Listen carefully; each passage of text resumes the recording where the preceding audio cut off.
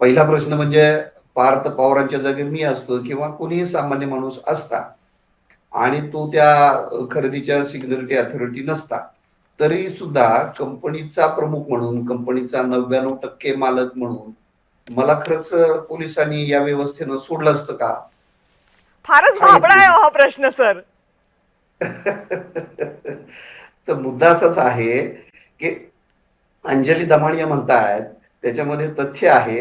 गुन्हा दाखल व्हायला हवा होता. माझा आवाज येतोय? येतोय येतोय, बोला बोला. अ, अंजली दमानिया म्हणतायत ते अगदीच खरं आहे. ती मागणी रास्त आहे.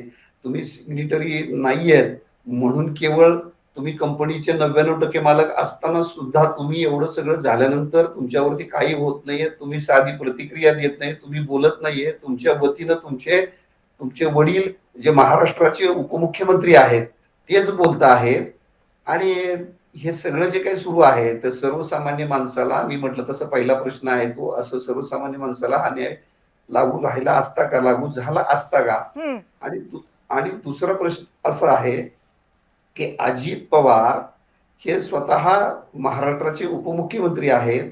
पार्थ पवार यांचे वडील आहेत.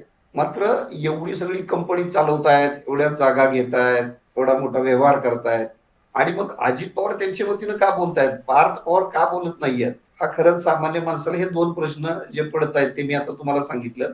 याच्यामध्ये मला फक्त त्यातल्या त्यात एक थोडासा ज्याला भरवसा वाटतो किंवा थोडासा विश्वास वाटतो ती एकच बाब आहे, की महाराष्ट्राचे मुख्यमंत्री देवेंद्र फडणवीस हे गेल्या वर्षभरातला किंवा हम्म. यापूर्वीचा त्यांचा जो काही अनुभव आहे किंवा आता नव्यानं मुख्यमंत्री झाल्यानंतर अशा कुठल्याही चुकीच्या गोष्टीला ते पाठीशी घालणार हा. नाहीत.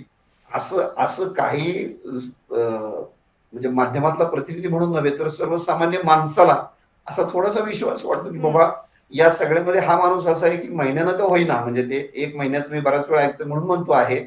1 महिन्यानं का होईना त्यांच्या मनात जे आहे, हम्म. सर्वसामान्य माणसाच्या मनात आहे ते होईल. हम्म. अशी एक सर्वसामान्य माणसाला थोडीशी ठीक. अपेक्षा आहे. बाकी सगळा आनंद आहे. आपण ऐकतोय हे सगळं.